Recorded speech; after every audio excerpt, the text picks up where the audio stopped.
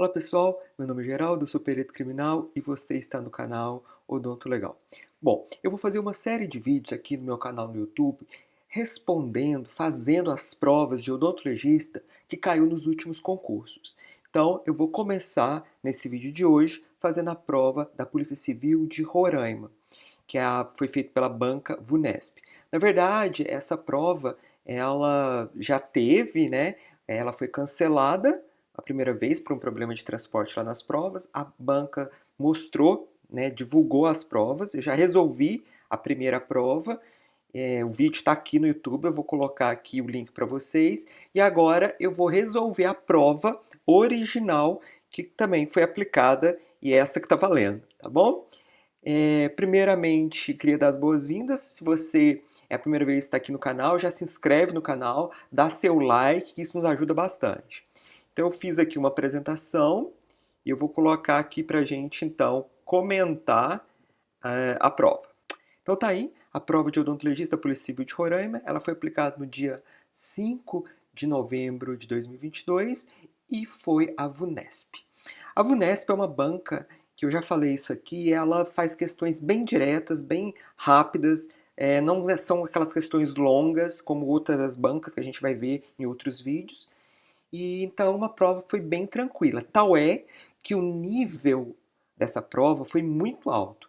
Quem foi aprovado, que teve a dissertação corrigida, teve acima de 90%. Então é muito importante, quanto mais fácil a prova, mais alto é o nível dos candidatos, verdade? Então vamos começar. Claro que eu vou fazer somente a parte odonto legal. Também teve outras partes, né, do direito, etc. Mas a gente, assim, não vou resolver só a parte da odontologia legal.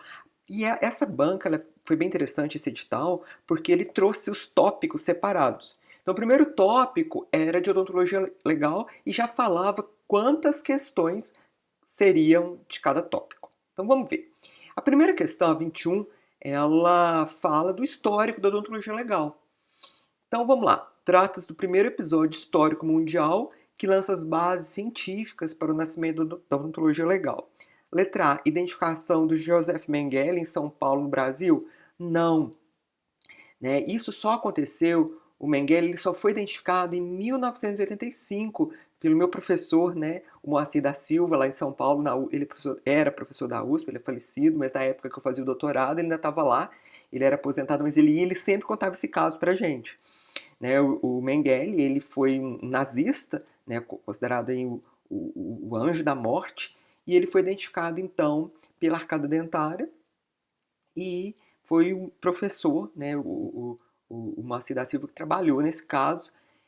Inclusive tem um artigo publicado desse caso, e também está no livro dele, aquele de capinha preta, sabe? Então, foi em 1985, então é bem recente. Letra B. Incêndio na Baixada da Alemanha em Santiago, no Chile. Não, isso aconteceu em 1904. O que aconteceu? Teve incêndio, o embaixador alemão fugiu e tinha um corpo carbonizado, na verdade era do porteiro, que todo mundo achava que era do embaixador, e não era. E aí, então, ele foi preso depois, fugindo, e quem estava morto lá era o porteiro. E foi identificado pela arcada dentária também, pela odontologia. Incêndio no Bazar da Caridade em Paris, na França. Verdade, isso aqui aconteceu em 1897. Foi o primeiro caso assim, que se tem registro que a odontologia legal auxiliou na identificação dos corpos. Né? Tem até um seriado Netflix sobre isso, que é Chamas da Paixão, uma coisa assim, que mostra, né, o primeiro episódio, esse incêndio. Então a resposta é a letra C.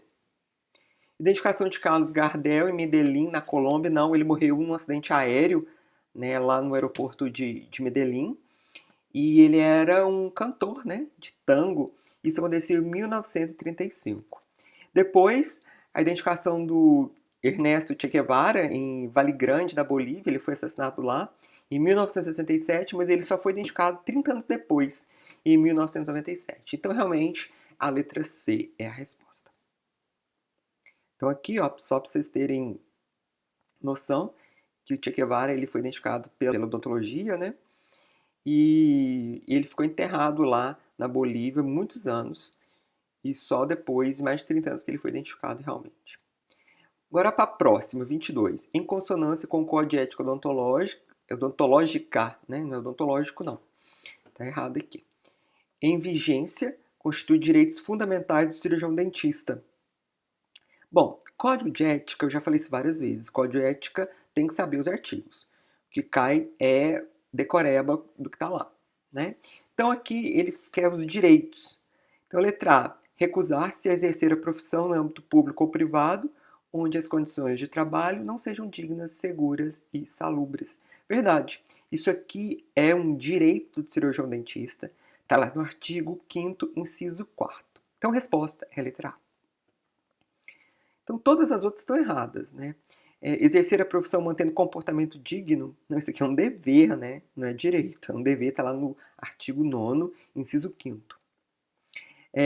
Como odontologista, poderá realizar toda a modalidade de perícia independentemente da área de atuação? De jeito nenhum, né? Imagina. Uma vez eu fui nomeado na perícia civil, era um caso de um problema que deu no parto. É claro que eu declinei, afinal de contas não é a minha área de atuação. Letra D. Manter atualizados com os conhecimentos profissionais, técnicos, científicos e culturais para o desempenho de suas funções. Na verdade, isso aqui também é um dever, né? Está lá no artigo 9º. E, por fim, resguardar sempre a privacidade do paciente, independentemente de qualquer fato que tenha conhecimento. Não, né? Porque tem as causas de justa causa, que está lá no artigo 14 do Código de Ética, que fala os casos em que, então, o sigilo ele pode ser quebrado. Tá bem? Resposta realmente é a letra A. 23. Mais uma de Código de Ética. No capítulo do relacionamento com o paciente, esse artigo 11, que é o artigo de relacionamento com o paciente, conforme estabelecido no Código de Ética Odontológica, né, a banca que escreveu errado, odontológica, a ética odontológica atual, poderá resultar em uma infração ética. Letra A. Abandonar o paciente em qualquer situação? Não. Tem um motivo justificável, tá?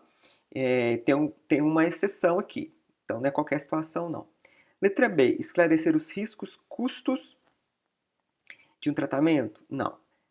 É infração ética deixar, né, de esclarecer. Esclarecer você tem a obrigação. Exagerar diagnóstico, prognóstico e terapêutica. Resposta, letra C, isso aqui é verdade. Está lá no artigo 11, inciso 3º. Propor ou executar tratamento dentro do âmbito da odontologia, é óbvio que isso aqui não é infração, né? Propor ou executar tratamento fora do âmbito, isso é infração. E adotar novas técnicas que tenham efetiva comprovação científica? Errado, né? É adotar técnicas que não tenham comprovação científica, que seria uma infração. Nesse caso, não. Realmente, resposta letra C. Código de ética é isso aí. Eles vão mudar algum artigo e, geralmente, a grande maioria das questões é isso que cai. 24. Em um exame pericial, o odontologista ditou todo o conteúdo para um escrivão de polícia e logo em seguida assinou o documento, que é o denominado de... Vamos lembrar? Os relatórios são divididos em laudo e auto. Quando é ditado diretamente ao escrivão diante de testemunhas, a gente chama isso de auto. Exatamente essa definição que o enunciado da questão está pedindo. Por isso, a resposta é a letra D. Bom? Tranquila, bem direta. 25. A parte do laudo pericial em que consta a data, hora, local do exame pericial, autoridade requisitante do exame e dados de identificação do examinado é denominado... Bom, então vamos lembrar as partes do laudo.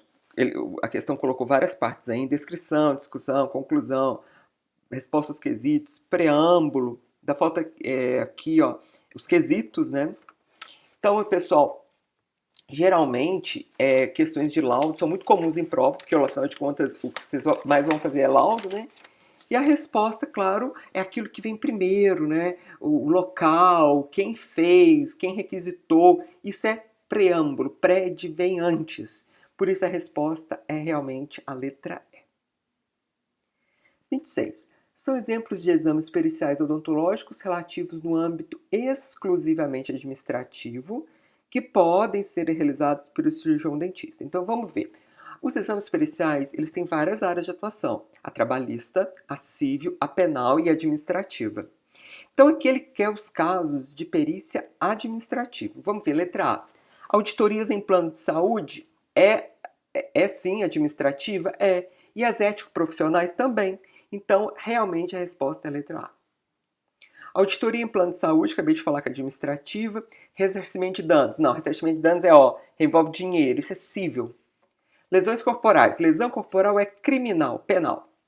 E falha técnica na supervisão docente, isso também é administrativo. Falha técnica na supervisão docente, administrativo. Estimativa de idade em crianças para fins de adoção, civil. E as lesões corporais, criminal, e ético-profissionais, administrativo. Realmente, a resposta é a letra A. Em relação à figura do assistente técnico dos processos judiciais, especificamente na área penal, presta atenção, porque na civil vai ser diferente na hora que o assistente técnico vai atuar. Pode-se afirmar que, para responder essa questão, a gente tem que lembrar do Código de Processo Penal, que fala lá no seu artigo 159, no parágrafo 4º, que o assistente técnico atuará a partir de sua admissão pelo juiz e após a conclusão dos exames e elaboração do laudo pelos peritos criminais, sendo as partes intimadas dessa decisão. Corretíssimo. Então, realmente, imagina se o assistente técnico fosse atuar junto com o perito criminal. Ali, ele está examinando o local, examinando o fato em si, o corpo de delito, e aí vem lá o assistente técnico por cima. Isso não existe na esfera criminal. Tá? O assistente técnico vai atuar depois. Então aqui eu já coloquei a resposta, né? Letra C, atuará a partir de sua admissão pelo juiz e após a produção das provas periciais. Questão de Código de Processo Penal. Próxima agora é a 5.081, a nossa lei, né? A lei que regulamenta o exercício da odontologia no Brasil. Então vamos lá. Conforme a Lei 5.081 de 66, é competência do cirurgião dentista a realização de perícias dentro de seu campo de atuação. Os exames periciais odontológicos na área de seguro e de lesões corporais são efetuados respectivamente. Seguro é o que, gente? Seguro é administrativa. E lesão corporal é o que? Acabei de falar. Penal ou criminal. Então, resposta a letra D. Agora as questões de traumato. Também foi bem tranquilas as questões. 29. São lesões provocadas em geral por pressão, compressão, distensão, torção e se constituem em danos muito comuns nas perícias médicas e odontológicas. Essas lesões são produzidas por agentes ou instrumentos. Gente, o que age por pressão, compressão, torção, distensão, isso é instrumento contundente. Resposta é a letra B. Então, questões de traumato, geralmente vai dar as características da lesão e vai perguntar qual instrumento é ou que tipo de lesão seria. Nesse caso, ele pediu um instrumento. Então, instrumento contundente vai dar lesões contusas. Resposta, letra B. 30. Trata-se de um ferimento profundo e transversal na região anterior ou lateral, é o mesmo nome, lesando além dos planos cutâneos, vasculonervosos e musculares, órgãos como a laringe, traqueia e esôfago. Gente, isso é o esgorjamento. Resposta letra D. Olha aqui o caso que eu fiz, na qual exatamente o que está falando aí a questão, lesões em laringe, traqueia, olha a traqueia dele, e esôfago, tá? Região anterior ou lateral do pescoço, esgorjamento. 31. Em traumatologia forense, as feridas produzidas por instrumento misto, que penetra com a ponta e secciona as bordas, atuando por pressão e divulsão, são denominadas... Você tem que pegar as palavras-chave do enunciado. Olha só. Primeiro ele fala que é misto. Penetra com ponta. Então ele é perfurante. E secciona. Tudo que eu sempre falo que secciona significa que são instrumentos cortantes. Vai dar lesões incisas. Para o França, ele prefere chamar cortante, mas o Eugênio prefere chamar de incisa. Mesma coisa. Então, as feridas são o quê? Pérfuro incisas. Resposta letra B de bola. Questão também bem direta. 32. Em ferimentos produzidos por disparo de arma de fogo em superfícies ósseas, constata-se no ferimento de entrada, a sua extremidade possui um diâmetro menor do que a extremidade interna e o ferimento de saída irregular na forma de cone. Olha aqui, a forma de cone, isso aqui é a palavra-chave. Trata-se de uma lesão que é denominada, gente, em forma de cone ou troncocone, isso aí é o funil de Bonnet. Olha aqui para vocês verem, ó. O que acontece? Na hora que o projétil passa, ele vai lascar, né, na hora que ele está passando. Por isso que dá esse tronco de cone aqui, ó. Essa aqui é uma foto do site do Malthus. E ele mostra exatamente isso. O famoso funil de Bonnet. Resposta é a letra C. Aqui é uma questão de epônimo. Tudo isso aqui, pessoal, tem lá no meu material de odontologia legal para concursos, que eu tenho em PDF, vou deixar também o link aqui do meu site, se alguém quiser adquirir. Tem tudo isso aqui, tem foto, todos esses epônimos e a definição de cada um deles. Tá bom? 33. São consideradas modalidades de asfixia mecânica produzida por constrição de pescoço e proclusão dos orifícios respiratórios, respectivamente. Então, aquele que é duas asfixias. Existem vários tipos de asfixia. Então, todas aqui, ó, na primeira alternativa, enforcamento, enforcamento, enforcamento, estrangulamento, e todas aqui são realmente asfixias de constrição de pescoço. Vamos lembrar que as asfixias de constrição de pescoço são 3, começa com a letrinha E. É o enforcamento, o estrangulamento e desganadura. Então aqui não ajudou em nada as de constrição de pescoço. E por oclusão dos orifícios respiratórios. O que é oclusão? Tampar, né? Tampar boca e nariz. Então vamos ver. Sufocação direta? Sufocação direta é uma asfixia por oclusão dos orifícios respiratórios. Então já chama a resposta. Resposta é a letra A. Então a sufocação direta vai tampar aqui, ó, nariz e boca. Afogamento não, é meio... a pessoa passa do meio gasoso para o meio líquido. Soterramento não, a pessoa passa do meio gasoso para o meio sólido. Afogamento já falei. E confinamento, quando a pessoa fica em local sem renovação de ar. Então, realmente, a resposta é a letra A. A zona de tatuagem, coloquei aqui uma foto para vocês de tatuagem, que são todos esses pontinhos aqui, ó. Tá? Esse aqui é tatuagem. A zona de tatuagem é um sinal típico caracterizado pela impregnação de grãos, combustos, incombustos e de pólvora em torno do orifício de entrada dos orifícios de arma de fogo convencionais. Acabei de falar, é a famosa curta distância ou queima-roupa. Resposta letra B de bola. Agora as questões de Thanato. Vamos começar na 35. A cronotanatognose, vamos dividir a palavra, crono, tempo, tanato, morte, gnose é diagnóstico, né? Ou seja, diagnóstico do tempo de morte. Então aqui já sabemos a resposta. É a parte da tanatologia que estuda o quê? O tempo transcorrido entre a morte e o exame necroscópico. Isso é a cronotanatognose. Tá? Resposta, então, letra E. 36. Em tanatologia forense são considerados fenômenos abióticos imediatos e fenômenos abióticos mediatos ou consecutivos, respectivamente. Pessoal, isso aqui tem que saber. Eu fiz um fluxograma lá no meu material, vou mostrar aqui para vocês, ó. Aqui eu dividi os fenômenos cadavéricos em abióticos, avitais ou vitais negativos e os transformativos. Os abióticos são aqueles que podem acontecer imediato. O que é imediato? Assim que a pessoa morre, é rápido. E o consecutivo ou mediato, eles vão acontecer um pouquinho depois, demora um tempinho. Tá? São todos esses aqui e os consecutivos são esses. E os transformativos?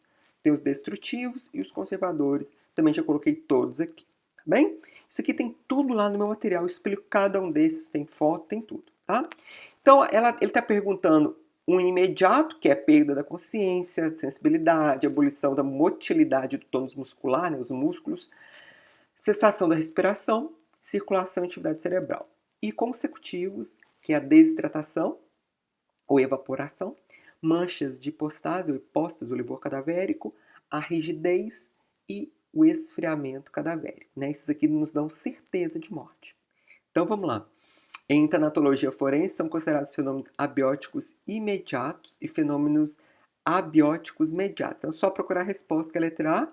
A cessão da circulação é uma atividade imediata. E a hipóstase ou hipostase cadavérica é imediato ou consecutivo. Tá bom? Como está aqui nesse esquema que eu fiz para vocês. 37. O resfriamento do corpo consiste na tendência de o corpo equilibrar sua temperatura com o meio que se encontra, não sendo uniforme e depende de vários fatores. Trata-se geralmente de um fenômeno, acabamos de ver, vamos voltar aqui, ó, tá aqui, ó. Ele quer o resfriamento, ó, o resfriamento aqui, resfriamento ou esfriamento, mesma coisa. Então ele é um fenômeno consecutivo abiótico, tá? Ou mediato, é só procurar a resposta. Então, letra B é a resposta, abiótico mediato. Tá? Resposta é a letra B. 38. Fenômenos cadavéricos, como aparecimento de flictemas com conteúdo líquido hemoglobínico. Flictemas são as bolhas. Distensão abdominal, né, que a barriga fica grande, né? Projeção acentuada dos olhos e presença da circulação póstuma de Broardel. Por quê? Porque enche de gás dentro dos vasos e parece aquela circulação. São rotineiramente bem característicos, observáveis na putrefação cadavérica no período. Bom, então aqui ele está pedindo as fases da putrefação, que eu coloquei aqui em amarelo, ó. São 4 fases, nessa ordem. Cromático, gasoso, a liquefação e a esqueletização. Essa fase é a fase gasosa. Então é só achar a resposta. Resposta letra D, fase gasosa. Bom? Tranquilo, então? Fase gasosa é letra D. Então vamos ver essa questão. Em relação aos princípios de identificação humana e o sistema datiloscópio de Vucetich, pode-se afirmar que o sistema nuclear é representado por linhas que ficam acima do núcleo? Não. Os que ficam acima do núcleo é o sistema marginal. O sistema nuclear é representado por linhas que ficam abaixo do núcleo? Não. É o sistema basal. A fórmula datiloscópica é a única que identifica um possível suspeito? Não. Não é a fórmula datiloscópica, e sim os pontos característicos que a gente vai ver. Isso que identifica, tá? Porque, por exemplo, o meu polegar direito tem presilha. Quantas pessoas têm presilha no polegar direito, gente? Então não é a fórmula datiloscópica, tá? Arco, presilha e verticilo são exemplos de pontos característicos? Não. São exemplos do sistema datiloscópio de Vucetich, da classificação dele. O sistema de Vucetich é só para classificar as impressões digitais, tá?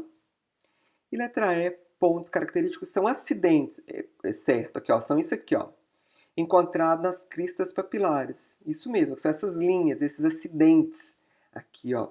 Pode ser um ponto, uma ilhota, uma linha que termina, tudo isso são pontos característicos, a resposta é a letra E. Bem? 40. A concentração pós-mortal do potássio no humor vítreo tem sido utilizada em tanatologia. E nos estudos de necrópsia médico-odontolegais, com a finalidade de esclarecer. Bom, então o potássio, o que acontece?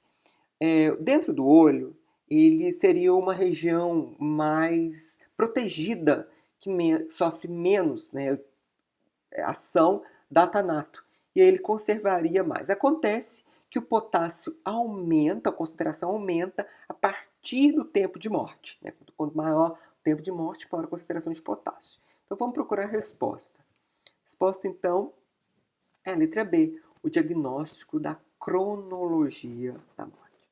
Bem? Agora as questões de antropologia. Em antropologia forense, o estudo microscópico dos ossos e dos fragmentos ósseos pode ser feito pela mensuração dos canais de Havers e dos osteoplastos com a finalidade de determinar... Gente, esses canais, né, que formam o osso, eles se diferenciam da espécie humana de outros animais. Então, eles são importantes para determinar espécie. Eu coloquei aqui essa referência do livro do França, e ele fala que são em menor número e mais largos no homem, e são mais estreitos e redondos e mais numerosos nos outros animais. Bem, aqui ele traz até uma tabela, né, comparando esses canais de Harvest entre o homem e o animal. Pus só para complementar o material, afinal de contas, nem precisava saber isso para resolver a questão. 42. Em uma análise qualitativa de 2 crânios humanos em indivíduos adultos, encaminhados para o setor de antropologia forense e odontologia legal, observou-se que o primeiro crânio tinha uma fronte inclinada com a glabela e os arcos superciliares proeminentes. Tá? O segundo crânio, apesar de apresentar com fratura da calota, tinha a articulação frontonasal angulosa, com a apófise mastoide longa e grossa e a apófise mastoide proeminente. Gente, isso é característica de crânios masculinos, que falam a favor, respectivamente, do sexo. Os dois são masculinos. Lá no meu material, eu coloquei uma tabela com todas as características cranianas do crânio masculino e do crânio feminino. Então, realmente, a resposta é a letra C, são 2 crânios masculinos. 43. Nos exames de ossadas de adultos jovens, realizados por antropólogos forenses e odontologistas, a aplicação do índice de Carreia pelo estudo dos dentes e a mensuração do fêmur e da tíbia na tábua osteométrica de Broca, que é aquela tábua que você põe os ossos longos para medir o comprimento deles, tá? Pode auxiliar respectivamente na estimativa de isso é estatura.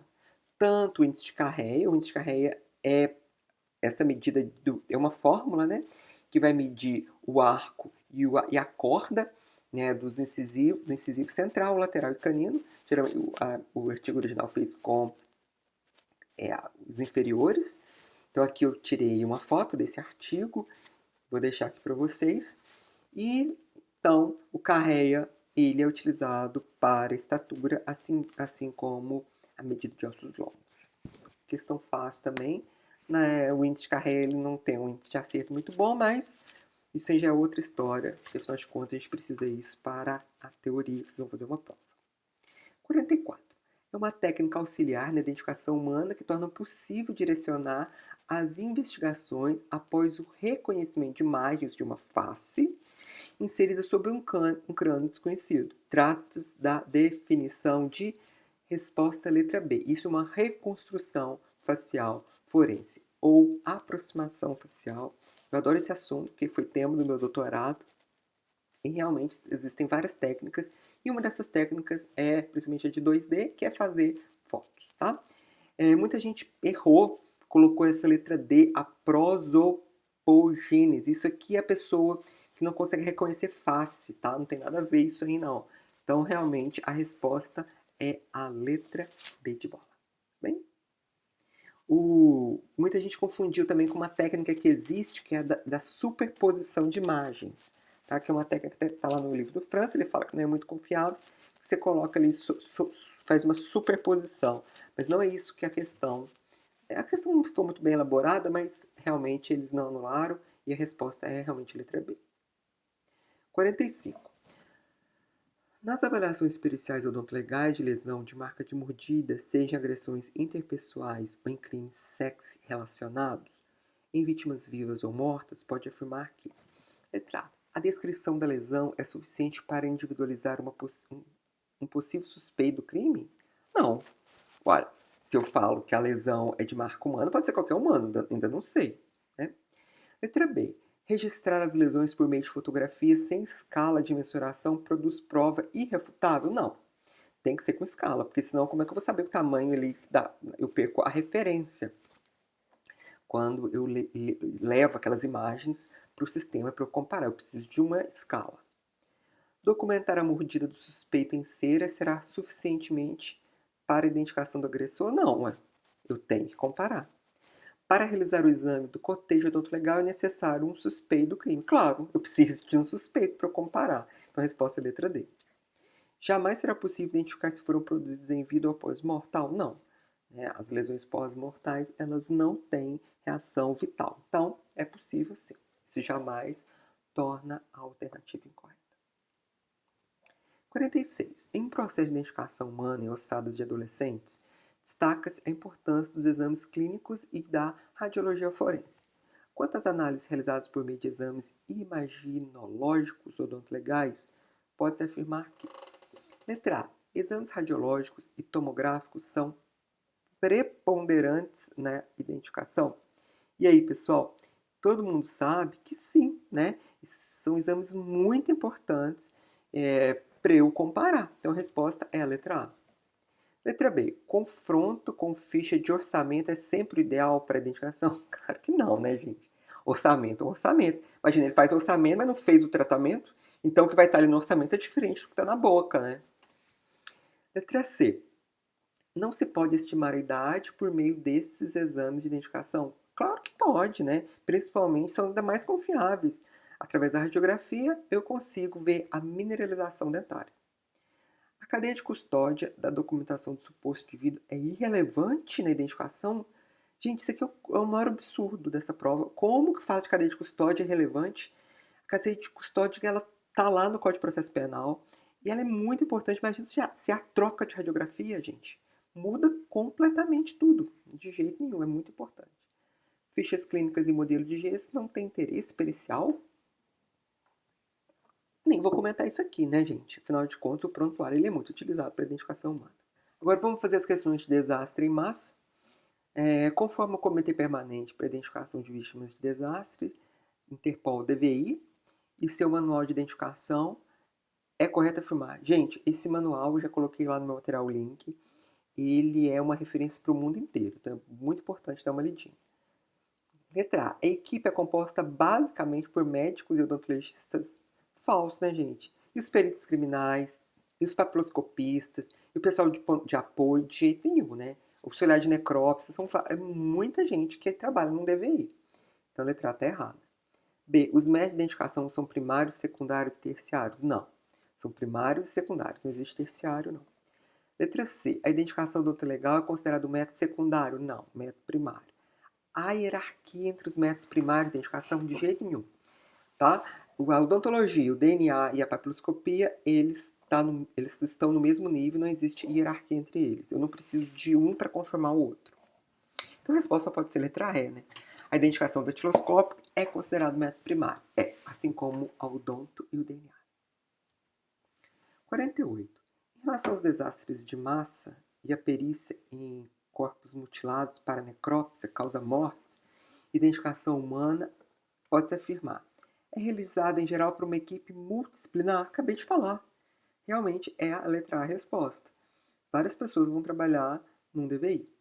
Letra B. Papiloscopistas e odontologistas são suficientes no trabalho? Imagina. De jeito nenhum, né, gente? Quem vai dar a causa-morte? Quem vai fazer necrópsia? O médico legista.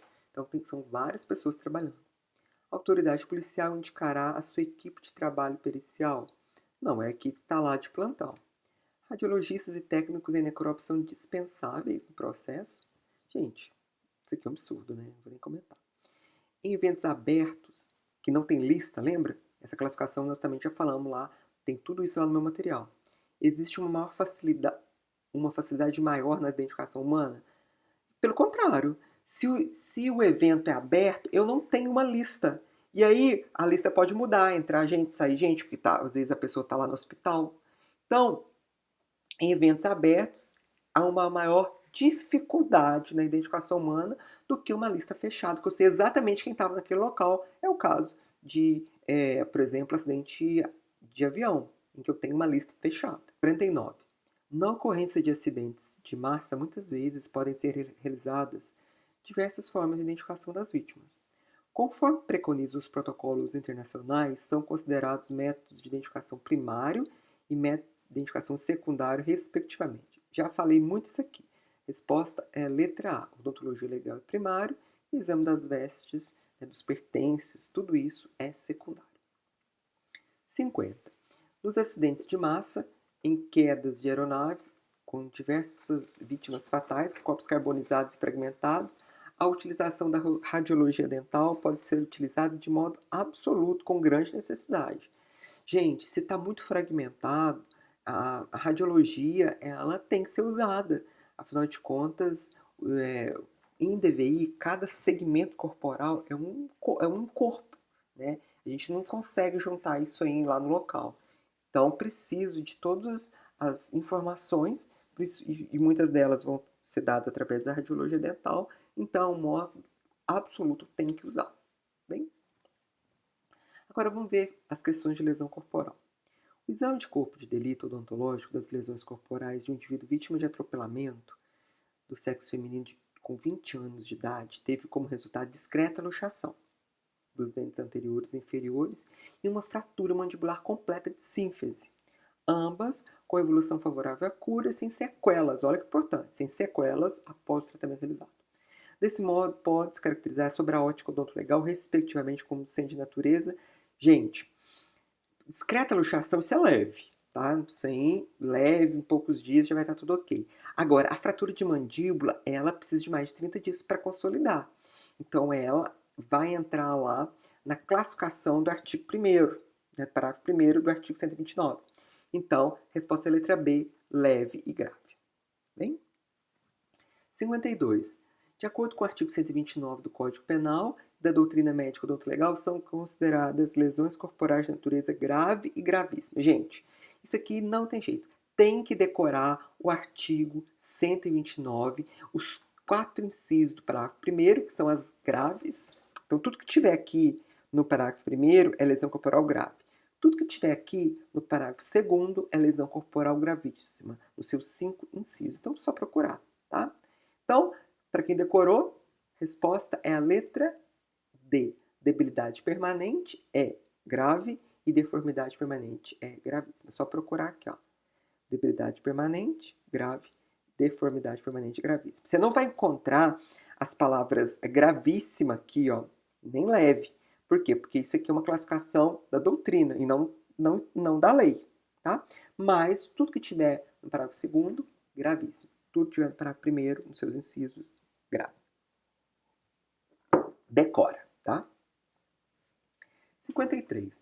Em conformidade com a doutrina médico-odontolegal, no exame de corpo de delito, de um caso de agressão interpessoal ocorrendo um dano de pequena monta ao indivíduo. Olha, o mais importante dessa questão é tá aqui, ó. Dano de pequena monta, ou seja, não vai aplicar nem o parágrafo 1º e nem no parágrafo 2º. Se não aplica o parágrafo 1º e nem no parágrafo 2º, o que sobra são as lesões leves, tá? Lembra disso. Porém, haja vista não haver ofensas qualificadoras. Aqui, ó. Quais são as qualificadoras? As qualificadoras são os incisos do parágrafo 1º e os incisos do parágrafo 2º. Isso é qualificadora. Então, ele está falando que não tem qualificadora. Se não tem, é lesão corporal leve. A leve é o que sobra. Se não está nas qualificadoras, é leve, tá? Tem as culposas, mas aí é outra coisa. 54. Trata-se de um enfraquecimento ou redução da capacidade funcional. Ó, o que é enfraquecimento? É a debilidade. Sendo um estado consecutivo a uma lesão traumática que duradouramente limita o uso. Então, aquele órgão, membro, função está enfraquecido.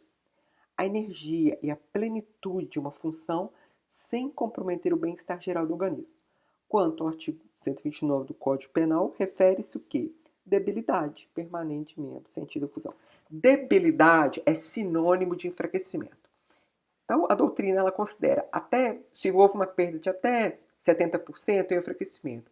Acima de 70% já é considerado uma perda, mesmo que aquele membro ou aquela função esteja lá. Mas está tão fraco, né, que acaba sendo perda. Então, até 70%, mas ele não precisava nem saber isso aqui.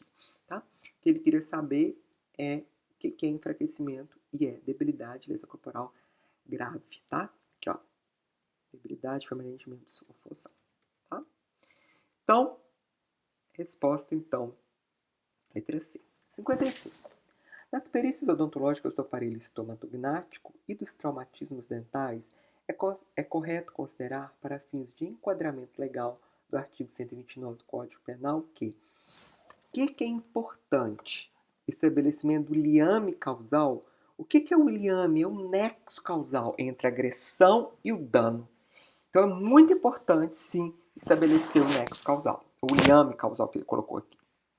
O estado anterior de saúde da cavidade bucal é irrelevante de jeito nenhum, né? Eu comparo o próprio paciente com ele mesmo. Sei que o indivíduo não é probando de si mesmo, pelo contrário, ele é probando, ele é a prova de si mesmo, porque eu preciso considerar o estado anterior dele. Letra D, a subjetividade prevalece. De jeito nenhum. Falar em subjetividade em exame pericial tá errado, porque o exame pericial é objetivo. E as qualificações do agressor? Como assim, gente? Eu não avalio a qualificação do agressor. Eu avalio a lesão. E não se o agressor estava bêbado. Isso aí não é comigo. Isso aí é com o aplicador da lei, é com o juiz, com o delegado, tá bom? 56. Em casos de encaminhamento pela autoridade policial de vítimas para exame de corpo de delito odontológico para apuração de um suposto caso de responsabilidade profissional, o perito odontologista poderá... Ixi, problema. A gente chegou, tratamento odontológico lá no ML é problema, tá? E aí, o que acontece? Ele briga com o paciente, tem algum problema técnico, vai na delegacia, o delegado manda a gente fazer o exame de avaliação de responsabilidade profissional, que são laudos complexos, tá? E o que a gente vai avaliar? Avaliar a conduta técnica do cirurgião dentista. É isso que a gente avalia. Por quê? Vamos lembrar, lá no artigo 121, que é o artigo de homicídio, mas que se aplica também no caso de lesão corporal, porque aumenta de pena, aqui, ó. Então, lá se você vai pegar o artigo 129 do Código Penal, parágrafo 7º, diz assim, ó, aumenta a pena de 1/3 se ocorrer qualquer das hipóteses do parágrafo 4º e 6º do artigo 121, que é a do homicídio. E o que está falando lá no artigo 4º, no parágrafo 4º do artigo 121? No homicídio culposo, que é os casos, né, de erro profissional, porque geralmente houve falha técnica, a pena é aumentada de 1/3 se o crime resulta na inobservância de regra técnica da profissão. Então é isso que a gente avalia, tá? Nos casos de responsabilidade profissional de lesão corporal culposa. Bem? Quando chega pra gente lá, responsabilidade profissional. Agora, para terminar, o último tópico do edital são as noções de genética forense. 57. O pesquisador Kerry Millis, em 1985, revolucionou a biologia molecular com a técnica de reação em cadeia de polimerase, a PCR, que possibilitou o quê? Gente, o que a PCR faz? Ela amplia cópias da sequência específica de DNA que eu quero analisar. Então, esse é o objetivo da PCR. Então, resposta diretaça, letra E. Bem, 58. Na reação de cadeia de polimerase, pode-se afirmar que então, o alvo inicial é uma molécula de fita simples? Não, né, gente? É uma molécula dupla. Vamos lembrar a técnica? Eu tirei essa imagem do livro do Butler, que é um livro de referência no mundo inteiro para DNA forense, e aí ele mostra os ciclos de temperatura. Então vamos lembrar, primeira fase, que a maior temperatura, entre 94 e 96 graus, ocorre a desnaturação da molécula de DNA. Né? Então a dupla hélice ela é separada para formar hélice simples. Isso ocorre mais ou menos a 92 graus. Depois entra uma segunda fase, que é o anelamento dos iniciadores, são os primers. Isso aqui ocorre a mais ou menos 60 graus. Depois aumenta um pouquinho para 72 graus, onde ocorre a extensão dos iniciadores. Isso por volta de 72 graus. Então, esses ciclos repetidos vão só multiplicando a quantidade de DNA que tem ali. Tá? Então, isso aqui é um ciclo, né, de PCR. Então, vamos responder. O alvo inicial é a molécula de DNA de fita simples? Não. As fitas de DNA são separadas por resfriamento? Não, por aquecimento. Os primers não demarcam a região-alvo de amplificação, pelo contrário. Os primers vão se ligar em regiões específicas, regiões-alvo. O DNA polimerase sintetiza novas fitas de DNA complementares ao molde. Certo, resposta então letra D. Então a DNA polimerase vai formando ali as novas fitas. Após o novo resfriamento, as fitas de DNA originais e recém-sintetizadas se separam? Não, elas se juntam. Tá bom? Entre os inibidores da técnica de PCR, rotineiramente presente em amostras forenses, destacamos... Bom, isso aqui é decoreba, tá? É a letra C, é o ácido úmico.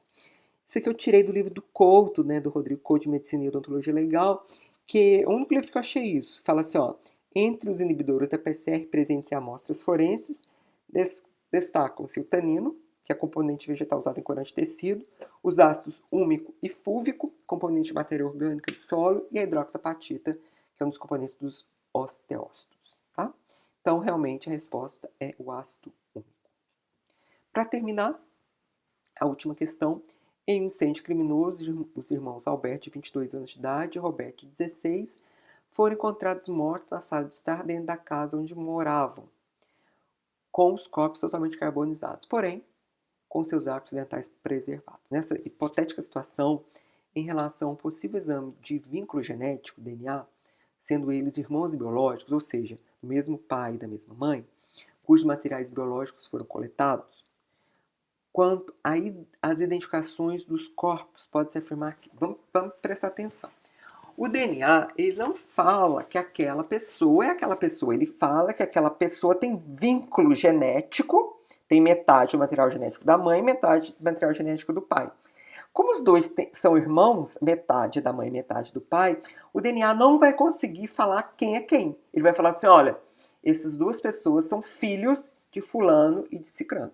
Né? Porque está falando aqui na questão que colheu o material biológico deles. Então vamos procurar a resposta. Será necessário um exame dental de estimativa de idade para individualização dos irmãos? Correto. Tá? Então a odonto ela vai fazer uma estimativa de idade e aí ela vai falar, o DNA vai falar que realmente são filhos do pai e da mãe deles, mas a odonto vai dar a idade aproximada, que é uma estimativa de idade. Tá bom? E aí os corpos podem ser liberados. Por que as outras estão erradas? Letra A. Somente com o exame de vínculo genético é possível individualizar os corpos? Acabei de falar que não. Os irmãos biológicos possuem o mesmo perfil genético? Não. Eles não são gêmeos. Só se foram gêmeos univitelinos, que seria o mesmo material genético. E ainda assim tem umas coisas diferentes, mas não vou entrar nessa polêmica. Letra D. Se o perfil genético dos irmãos for diferente, é porque não são irmãos. Não, eles têm perfil genético diferente. Com apenas o perfil genético da mãe é possível individualizar os corpos? Não. Né? Metade vem da mãe e outra metade. Precisa saber dos dois. Tá bom? Bom, pessoal, não esquece de me seguir lá no Instagram. Eu sempre posto coisa de odonto legal, legislação atualizada. Também segue aí, se inscreve no canal Odonto Legal, compartilha e dá um like aí, que isso nos ajuda bastante. Vou terminar por aqui, espero que tenham gostado. Eu falei rapidinho, afinal de contas, senão dá um vídeo muito longo. E aí, até a próxima prova para eu corrigir para vocês. Um grande abraço